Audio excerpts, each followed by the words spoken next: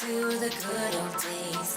Let me take you back to the good old days.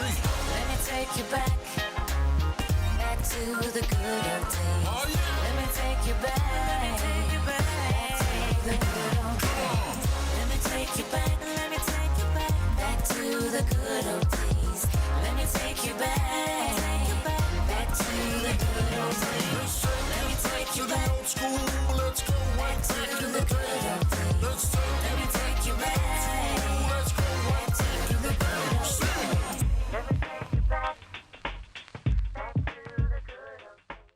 Talofa lava malolo suifua maua malelani e mama. Ni sambole vinaka ke monisaka na wikanda mai viti. Hello everyone and welcome to Talanoa Tupe. This is a show where we celebrate and highlight Pasifika's success in all its many forms. Each week we sit down with a different Pacific thought leader to hear about their journey and learn from their experience. Our guest today is one of the most recognisable Samoans in the world, who has made a career from making people laugh, young and old, from all over the world. He is, of course, Tofiga Fepulea'I. Tofiga, thank you so much for joining us today. Oh, thank you. Well, that was a really nice introduction. You forgot that I'm a dietitian and... I could have gone on for ages, but yes. I wanted to save a lot of time for our Talanoa. Looking forward to it. Yeah. Looking forward to it. Good to see you again, Tupe. Yeah, good to see you yeah. too. Nice setup you got here. Thank you. Yeah, goes with my pink blazer. So there's a lot of different aspects that I want to talk to you about. I think everyone's familiar with your achievements in the comedic space, but could we just start at the beginning with your family? Can you tell us about your upbringing and the influence that your family had on you? Yeah, wow. It's a long time ago. Born in Wellington, born and bred in Wellington, old hospital called St. Helens Hospital, which used to be a new town, but I think it's a hostel now, so it's no longer a hospital anymore. Only child. Brought up in, Mum and Dad bought a 3-bedroom house in Burrampore. Mum and Dad got married at the PIPC Church, Presbyterian Church, which is still on the corner of Daniel Street and Constable Street in Newtown. Back when the late Pepulea'I was the reverend then. I was baptised there. And then Mum and Dad brought the family over one by one. Mum brought her brother over. Then Dad brought his brother over, still a 3-bedroom house. And sometimes we ended up with like 15 of us at home. But even though I was the only child, I never felt like it because I was always raised with the extended family. Had my first cousins, like my younger brothers. And then I had the wider family, the church family, the village family. So, but yeah, so in terms of influence, I believe I am what I am today because of the influence my family have on me. Mum and Dad play a massive part, my first teachers. And then the uncles and that taught me what not to do in life just by watching them. And also taught me a whole bunch of other things. Samoan was my first language, obviously, with Mum and Dad, both from Samoa. First time they met was in Wellington. And they used to work at a place called Todd Ford, which was around here in the hut, and with a lot of the other members from the PIC church. And that's where Mum and Dad met, was at a church and at work. And then, we just grew up in PIC. Once Fepulea'I, the late Reverend, passed away, we moved on to the Whakasa, which Mum and Dad were originally Lokaiki back in Samoa. So, and that was in Cambridge Terrace at the time. And then, so we've been at Whakasa ever since. We're now currently at 180 Owen Street, our church. And our kids are brought up in Sunday school there. We've got 3 boys. So it's been, my church family, all my family have been a massive influence, massive prayer warriors for me, I really feel their prayers when going through dark times and stuff and hard patches. I just wouldn't be able to cope with life and be who I am if it wasn't for my family. So, yeah, they play a massive part. It really does seem like family is extremely important to you, and you and your wife Bessie have 3 sons, and you've even named your company 3 Sons. So how do you balance having such a demanding career with your family life? Yeah, it's it's probably easy in some sense because it's run by us. So we first and foremost, as much as we want the company to be successful and do make money and things like that to look after the family, at the end of the day, it's family first. So it's really making sure that we don't get too busy where we don't have enough time for our kids. I've said to my kids many times, for me, in terms of me to them, I want them to know me first and foremost as a father, not as an entertainer or a comedian, that type of thing. So me being a good father is my first job. Running a business with my wife and other people that we've got in our team is secondary, But the good thing with running it with my wife is that she makes sure she knows me better than anyone else. So it's just making sure that I'm okay, that I make sure I got get time to rest. People that I work with and things like that. Things have been going all right. No, not too bad. They're going well, but especially with COVID, it's been a bit of a stink one. But it's been stink for a lot of people, and it's just a matter of being able to adapt and trying to look at the positives of it. In other ways of being able to continue what we do.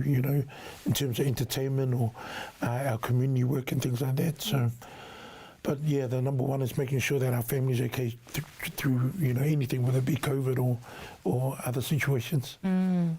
Just being prepared for anything that life throws at you. Yeah. So you've touched on the fact that you have a demanding career, a business, you've got your family, but you're also involved in a lot of different community initiatives.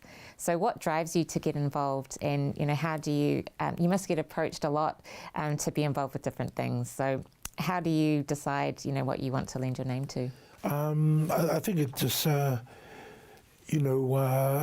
stuff that we do get involved in is also dependent on our brand as well. We're very family orientated, and also in terms of the comedy that I do is there's no swearing, adult sort of like material in that. So it's all about being able to have the whole family there. So at our shows we have the grandkids, the parents, the grandparents, and I guess you get to that thing where, for me, it's like if it's really important to me that my mum or my family can come to the show and feel good about the show, not wanting to be someone that I'm not. It's a lot of people have said, it must be hard to do material, clean material, but it's just the way I was brought up, and if people like it, it's awesome. If they don't, then I'm happy with the 4 or 5 people that have come to the shows.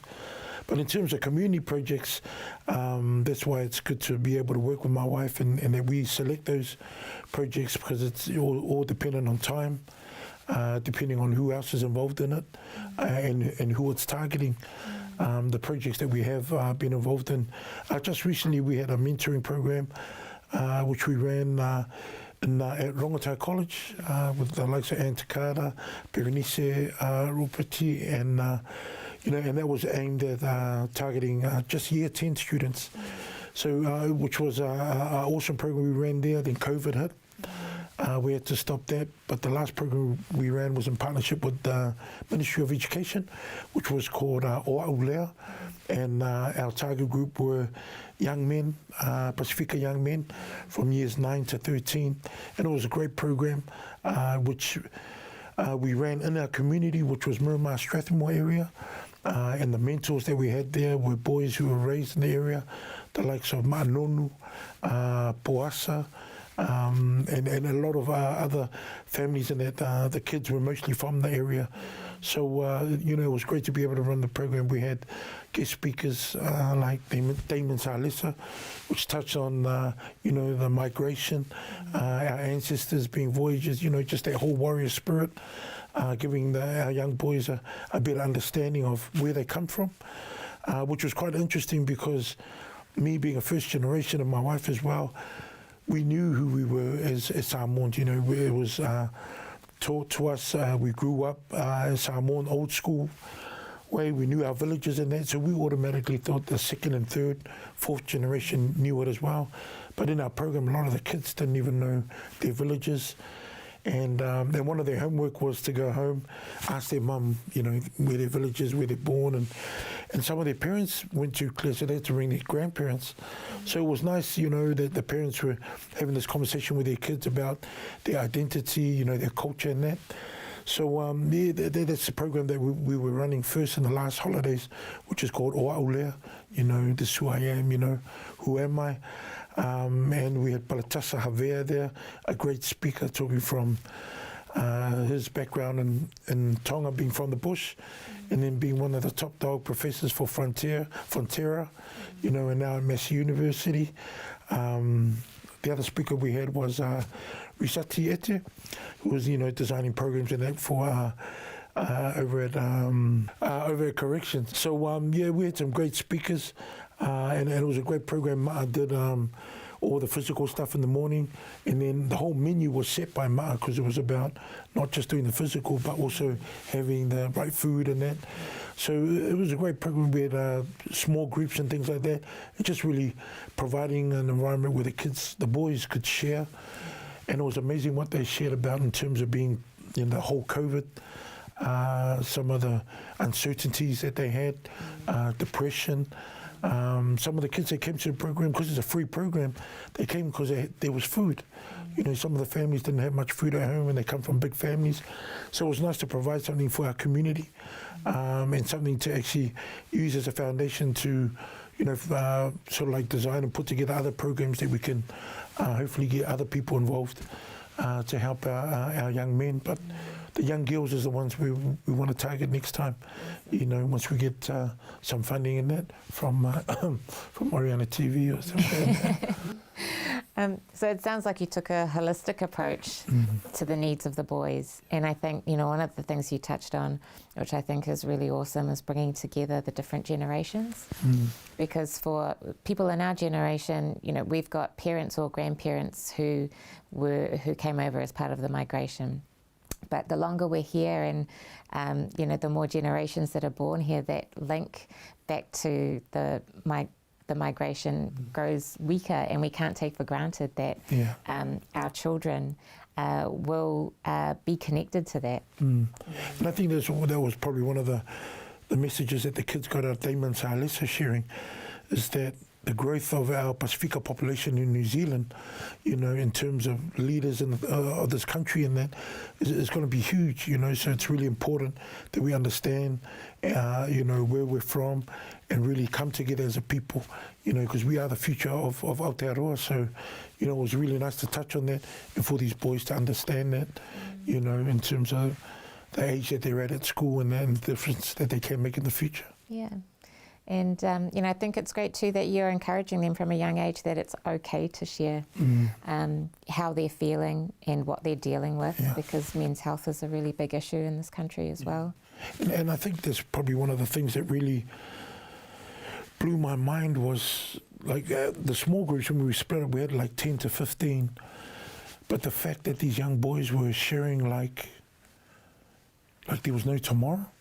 You know, and I shared with them, I said, you know, when I was 13, 14, I wouldn't share to anyone, you know, because just the way, you know, I was brought up in where kids should be seen but not heard, you know, kasi ale upu, you know, and then mum and dad will tell you, and then that's it. You go, and there was no negotiation, there was no conversation or anything like that, and there was no opportunity to really open up and say, oh, mum, dad, this is how I feel.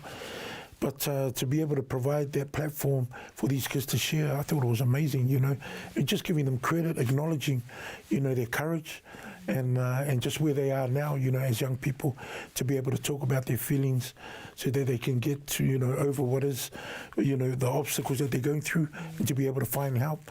You know, I think that with the generation now, for many of them, they would be able to access help a lot better than when I was a kid, because I didn't want to. It was just the Samoan way, no other way, you know. And I was too scared to go and ask anyone else, you know. So there was the shame of the family, that type of thing. So, yeah, no, it was really nice to be able to hear from the kids and to see them to be able to open up. So it's really awesome to hear about the work that you're doing to, help grow strong Pasifika men. And there's a lot more I want to touch on, particularly because you mentioned COVID-19 and how you're helping our Pacific communities deal with that. But first we have to take a break. Sweet.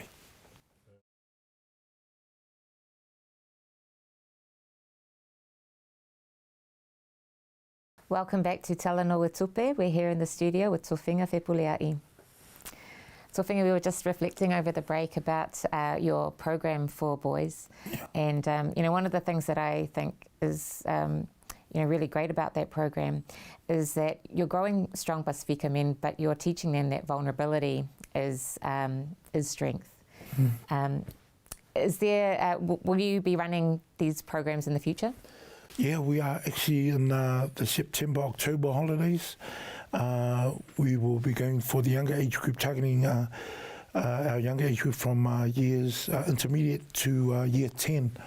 And that'll be in Wellington and in the hut. So in Wellington on the first week, and then we'll be out in the hut on the second week. So we're looking forward to that and what will come out of running those programs.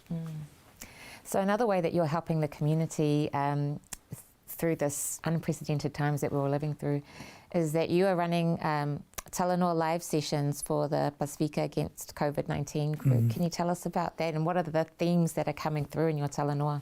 Yeah, wow, man, I've really been excited about it. I really enjoyed being a part of PAC 19 through Vons and Lilua, and also Sarah's brother DJ Talanoa. He's so multi-talented, a man of many talents. But it's been awesome being able to just chat with our Pasifika people, hear their stories, hear how they've been coping with COVID. Just last week we had the People's Champion, David Tua and his wife Helen. So it was great to hear their story, and them with their clothing merchandise label, the Tua Man clothing merchandise, and also with their new gym, and also the other community projects that they've got running. So it's nice. It's just nice to be able to share with people, hear their stories, and for our community to hear how other people are coping with it, and to realise that. Whether you're a business owner or you work for someone else, or or a mum or dad or student, we're all going through some tough times with COVID, and it's just nice to hear people's stories and to know that it's all about being resilient, and that there are people out in our community that want to help, because they also realise that some people might be a bit or ashamed to ask for help, but. There's a lot of help out there, and through PAC 19, it's just trying to promote and let people know that there are certain businesses and that people that can help you through the COVID. So it's been great being a part of it, and not doing a good job like yourself with Talanoa with Tupe, but just enjoying talking to our people and hearing their stories. Speaking of the different ways in which people have been affected, COVID-19 and the lockdown affected you in a very personal way. Is that something that you're willing to share with us? Yeah, I saw the questions come through when you sent them through, and it was a tough one because I lost my dad, and it was the second week of level 4. So it was really tough, and we're not just because Dad passed away, but there were so many different restrictions. And because it's the first time the whole world has gone through anything like this, or definitely for us anyway. When Dad passed away, prior to that, he was at home just up in Mount Victoria. And they told us, they said, oh, look, with the lockdowns and that, no one's allowed to come to the home. So the thing with Dad is that, Mum goes there every day. That's the only thing my dad looks forward to. So when we got told that we couldn't see him, we thought, okay, a bit of trouble. So we went to the window. We weren't even allowed to go to the window to talk to him. And then we tried doing video calls. There had some lovely people there that worked there, Samoan staff there. They give Dad the phone and we talked to him. The first day he was all right, he was happy. to see us on the phone. Second day, he was like, what are you guys doing on the phone instead of coming over? Because Dad had a bit of dementia. So even if you explained to him one day that there was COVID and all that, he would ask again in the afternoon, you know, why haven't my family come? So when we knew that we couldn't visit Dad anymore, my wife and I, you know, we just quietly said to each other, if anything happens to Dad, it'll be because of a broken heart. And when my mum couldn't go and see him, we noticed my dad deteriorating health-wise. And then we got a call that Dad wasn't feeling well. They said they want to take him to the hospital. I took him to the hospital and I said, oh, look, I need to come because I need to translate for my dad. And I thought, wow, here's an opportunity I can go and see my dad. Got to the hospital and, you know, I was trying to talk to my dad. He was trying to respond. You could hear him humming and ahhing and stuff. And then I asked the doctor, I said, realistically, hey, you know, how's my dad, you know, is he going to recover from it?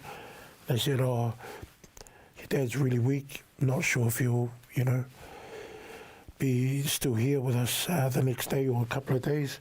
So I said, oh, look, I've got to get my mum to come in.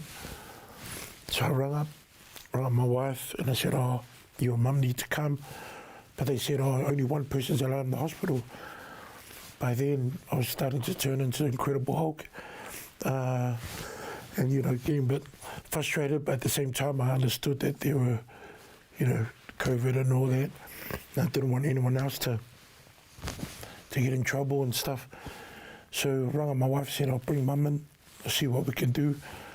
But once they realised that Dad wasn't, you know, going to make it, they allowed Mum and my wife to come in. They came in. And then once my mum called out my dad's name, he started trying to sit up. And all he wanted was just to see my mum one more time. And then what they did was they moved my dad on the side. He spoke to my mum, and he was just looking at her and trying to talk to Mum. And then for me, I was really, I was content, you know, I was happy that my mum could see my dad. And then from there, they said, look, Dad has to go to the ward, and only one person can go. So my wife and I said goodbye to Dad. Said to my dad, thank you for everything. I loved him. My mum went up. We went in the car. We had to go downstairs and wait for Mum because no one was allowed up there. Then I rang up my mum, the ward. Mum answered the phone and then she said, Dad passed away.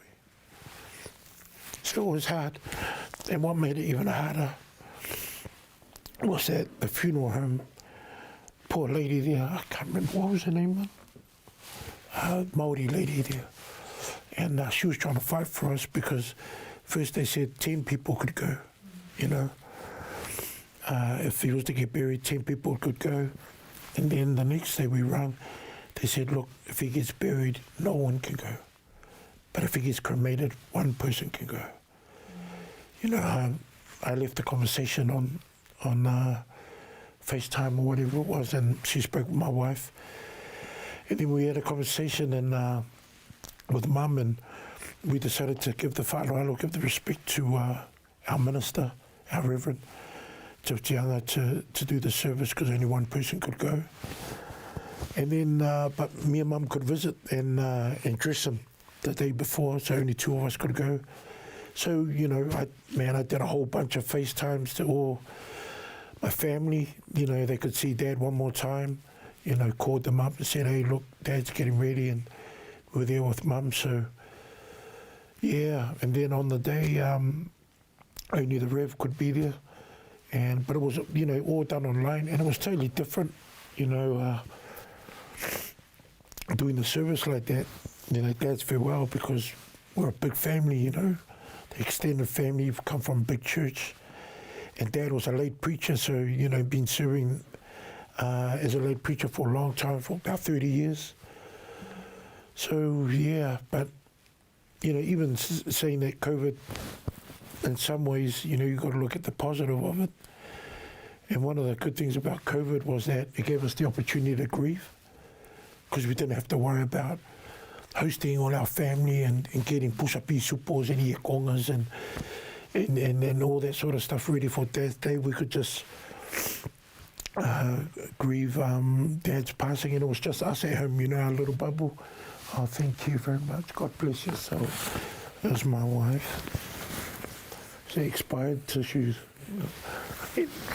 But yeah,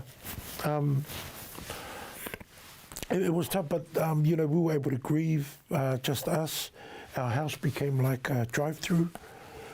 Family would come and visit, and Mum would open up her window and talk to them, and they would come and show love and give, either bring food or they were giving us money, as a mealofa. So yeah, it was different. And there's the old Samoan saying, e sui whaingai ku mau whawai, the ways we do things change, but the foundations stay the same. And even though COVID changed many ways that we do things, but it didn't change the way our people love, So, it was really powerful, the love that people showed. It was really powerful for our family and real therapeutic too, in terms of us being able to grieve and mourn Dad's loss. But we did a celebration, a memorial. Do you remember what day it was we did? June.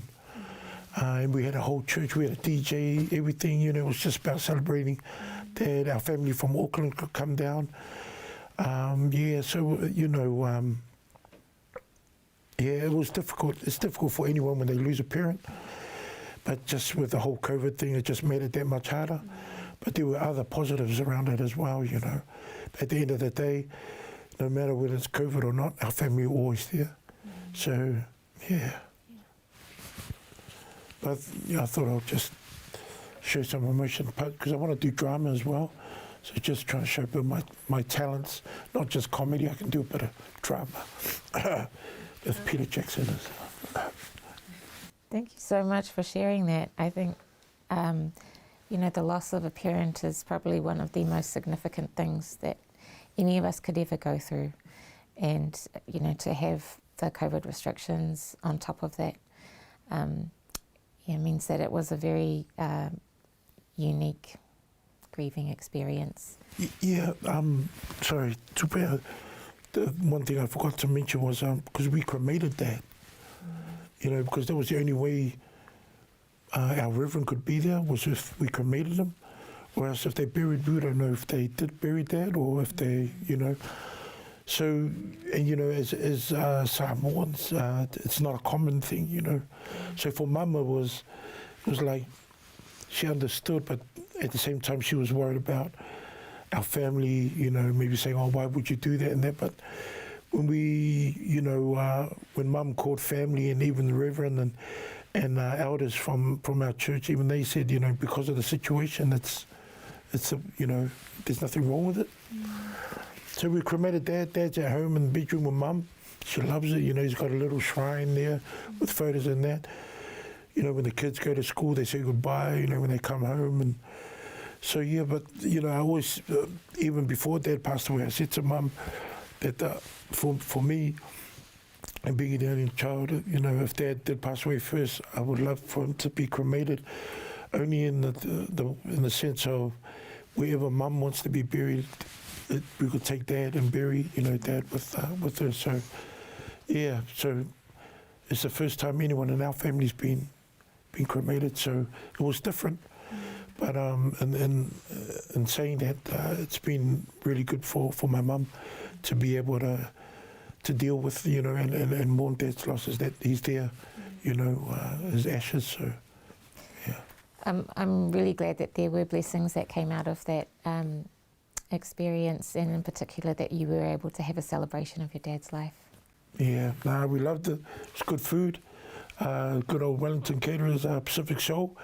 They put on a mean feed for us. Just want to thank them and just our whole church family and that. It was really nice to have DJ and they had to play some music, have a bit of a dance.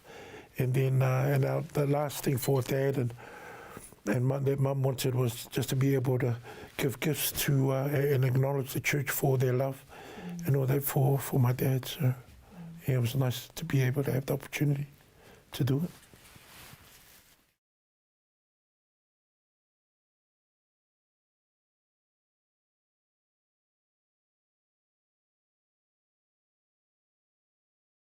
Welcome back to Talanoa Tupe. We're here in the studio with Tofiga Fepulea'I. So, Tofiga, one of the other ways in which you were affected by COVID was that your show, Sorry About It, which recently played to a sold-out audience in Palmerston North, it had to be put on hold for a time during COVID. Can you tell us a bit about that?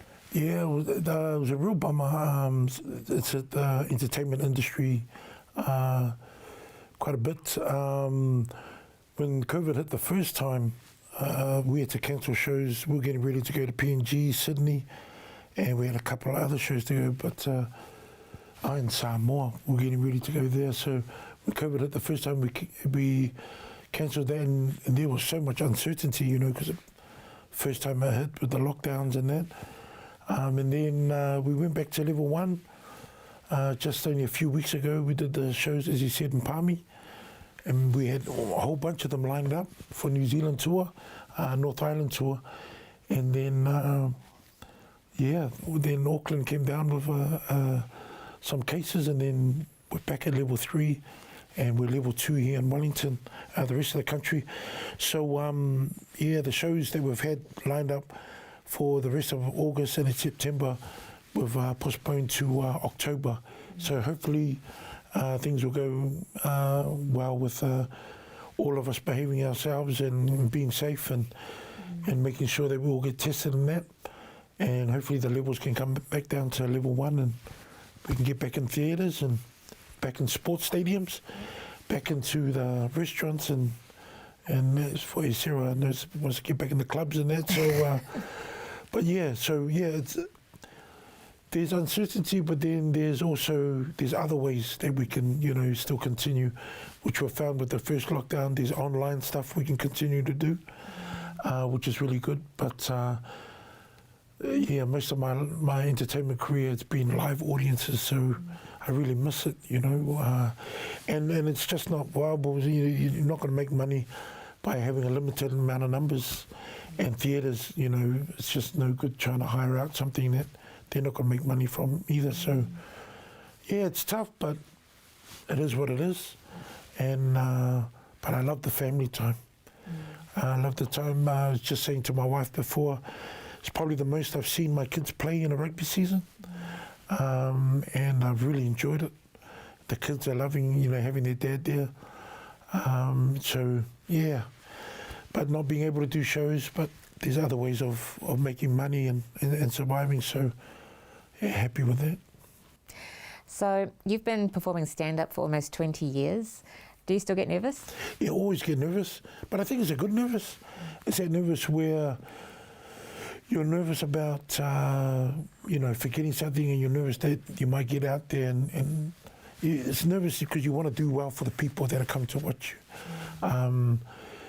And I think I get nervous because I'm waiting to get on stage.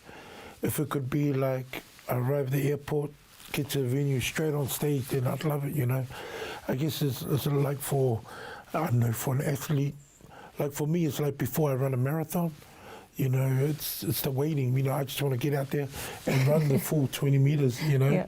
and so, I think a lot of the nerves is because of the waiting game. And at the same time, I'm just nervous. I don't want to give people a bad show. But I'm not nervous where I'm afraid to get on. You know, I'm dying to get on stage and just hearing the sound of laughter. Yeah, but I always get nervous. I don't care what people say. I believe that, you know, you could do it a million times for over 40, 50 years. I think people still get nervous getting on stage. So anyone who's ever been to your show will know that, the sound of laughter is just continuous. Yeah. So there must be some incredible highs that come with that. Are there any lows that come with performing? The lows of performing is when I can't go home straight after the show. After the show, if I have to go to the hotel room, go by myself, or just, yeah, I always have this, I wish sort of thought, imagine that, I wish that I could be like Star Trek, where I could just beam myself to the venue, and then after the show beam myself back home. That's probably the only low that I get is being not having my family around after a show, or having a family member or a good friend with me. It's just because it takes me a while. Sometimes I don't sleep after the show, just still high from the show. So I'm just watching TV 3, 4, 5 hours. Sometimes then just go straight to the airport and back home. The lows would be, what's another low? Can't think of any other lows really. I think it's just being away from home is the biggest low, travelling, being away from the kids, and that's probably why COVID's not the best situation, but in terms of me being with my family, I'm just really making the most of it. When I did travel a lot, I always thought, man, I wish there could be a time where I could just spend quality time with my family for a long period. Now that I've got it, I'm not complaining. I don't like the COVID and people getting sick and some people dying.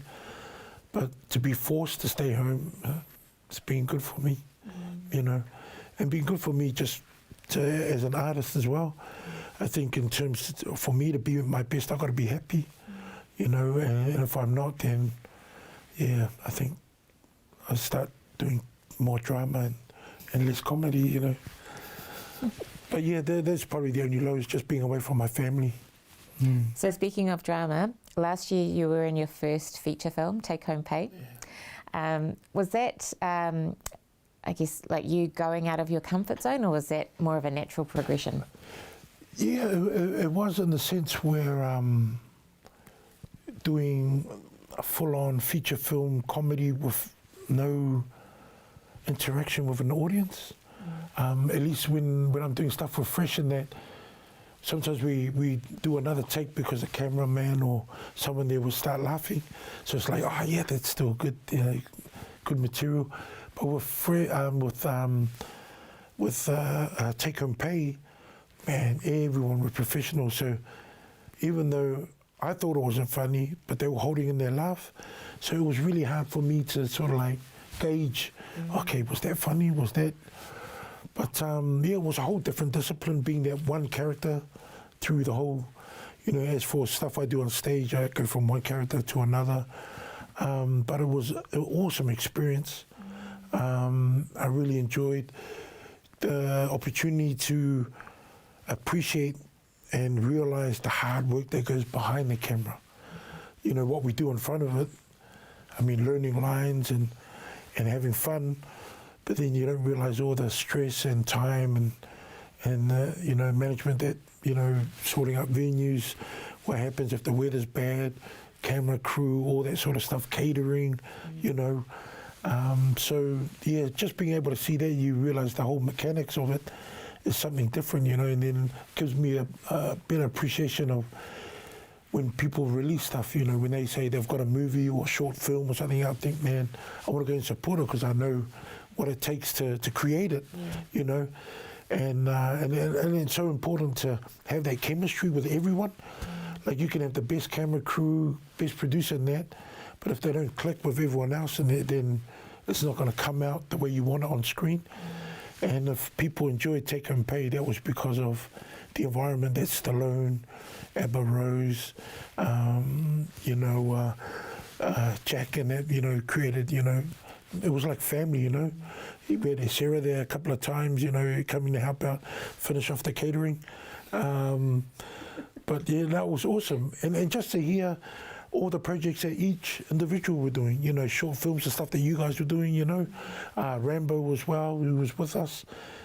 So, because I've always been on stage, most of my stuff I've done has been live shows on stage, but to actually be a part of a team like that, makes you appreciate, and it makes you also feel more for the industry now that COVID's hit. It's not just the people that are on stage that are affected, it's the people that are behind the cameras, people that do the lighting, the sound, all that sort of stuff. So, yeah, and it's hit the industry real hard. But I believe, Palmerston North sold out because Kiwis wanted to come and support, their fellow artists. And it was nice to know that. So looking forward to when the levels come back down and we can get back out there, produce movies, and create again. So, yeah. Yeah, I think once we can get back to that stage, there's a real hunger out there for people to see themselves reflected in different stories. Yeah. So I guess my next question is, a lot of our Pasifika people are very talented in terms of entertaining and are very naturally funny people. And now that they've seen what you've been able to achieve in your career and they've seen you on the big screen and they see you on TV, what advice do you have for people who want to emulate what you've done? How do they turn a natural talent into something that they can make a living off? Yeah, I think probably the first thing is believe in yourself. Believe that you have, the gift to entertain, whether it be comedy, dance, whether it be, art or, different avenues in that. I think believing in yourself is one thing. Surrounding yourself with good people, genuine people, not people that want to use you so they can do well, but people that will say to your face, you need to do this, just to make you be able to check yourself, and to get to where you need to be. I think it's important that those are probably the two most important, really, is to believe in yourself and to surround yourself with good people. It's not the number of people that it's not it's the quality of people that you surround yourself with. Good people to be able to support you when you hit a tough patch. They're the ones that will pick you up, and help you. Do your research in terms of if it's comedy you want to do, find out what's out there in terms of people that are already doing it. Never be afraid to ask for help. If a door closes, there's going to be another door that'll open. Just keep knocking. I was fortunate to be given an opportunity when Ete said yes, when he did his show, The Laughing with Samoans, and then the rest is history from there. So and I think it's important for us as we get older, we give that same opportunity to our next generation. And I think what can get in the way of people's egos and things like that. But for me, the way that I've been raised, we're always giving, But at the same time, you've got to look after yourself, because you can't give what you don't have, or you can't give if you're not looking after yourself. So, and then that's the one reason why it's always been important for my wife to be a part of anything that I do, just to make sure that I'm okay, And if I'm okay, then I'm able to help other people. But yeah, no, it's just important that you're funny. If you want to get into comedy, important you know that you're funny. So if you're not, then it's going to be a very tough job. It's going to be really hard, and that's why you need the good people to say, "Bro, you're not funny, man, but you are good at this." Yeah. People honesty. because everyone else is saying, yeah, no, you're funny, but I'll get a cut of this or that, or do it this way, so that they can benefit from it. But the best to do, you just do you and believe in yourself. And when people that say you can't do it, just find out if they're genuine people that love you, or just people that are loko leanga because they see that you're going to do well and things like that. So, but yeah, one thing that really, for me, that keeps me together and keep me sane as well is my faith in God. I think it's probably the most important thing. I wouldn't have my family that I have now, and I wouldn't still be with my family if I didn't have my faith in God to give me direction, guidance, just give me peace, So, and when I do hit the bottom, at least I got my faith and people around me to help me get out of that. So, yeah, those are three most important things to me. Yeah, but there's a lot of ways you can get into the industry, but if you don't believe in yourself, you don't have good people, or don't have faith, then I don't think you're going to get too far in anything in life. Yeah, yeah. I was just going to say that it's applicable to any field, really. Yeah. So now I come to our quickfire question. Oh, awesome. Yeah. Okay. So, what is your go-to karaoke song? Oh, man, I don't do karaoke. What? Honestly, I don't. No, I don't. Honestly, I don't do karaoke. But if it was, it would be. Shucks. Probably "You Are So Beautiful" by is it Joe Cocker? Oh, yep, I know the one. Yeah, Yeah. that's the one. Who was the most influential Pasifika person you saw growing up? Most influential. My mum and dad. If you weren't in your current profession, what would you be doing right now? Probably be a full-time model. I can see that. Are you laughing? You're laughing on that one. No, because I thought you were a model because you've been modelling for But I heard a bit of Mr. Big. laughter around this area over here. So, if I wasn't, I always wanted to be a policeman. Yeah, but then they said, "Oh, look, there's a fitness requirement." I'm like, "Oh, come on, guys, can't you just give me a dog and then just let the dog do the running?" So I think either a policeman or a youth worker or something. You know, working with young people. If you could invite any 3 people to dinner, who would it be? Ooh, 3 people. Stevie Wonder.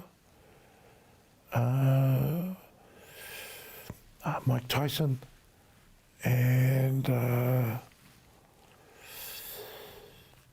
Ice Cube. Wow, interesting dinner. Mm. And finally, how do you want to be remembered? Want to be remembered as a funny guy, genuinely loves people, and most of all, a good dad and good husband. I'm a fantastic husband, but definitely, I don't care what other people think, but as long as my kids know me, remember me as a good dad, good father. Tofiga, thank you so much for your talk today. You've, just really blown this whole interview open with your willingness to be vulnerable and, share from your heart, and in that, show people that strong men are not afraid to share their feelings. Yeah. Thank you so much. Thank you, Tupe. Thank you, Oriana TV, and love the opportunity. Thank you very much. Keep up the good work. Thank you. Thanks everyone for joining us today. Whawhatai te le lava mo le tātou polokalame le nei aso, soifua, ma ia manuia. See you next time on Talanoa Tupe.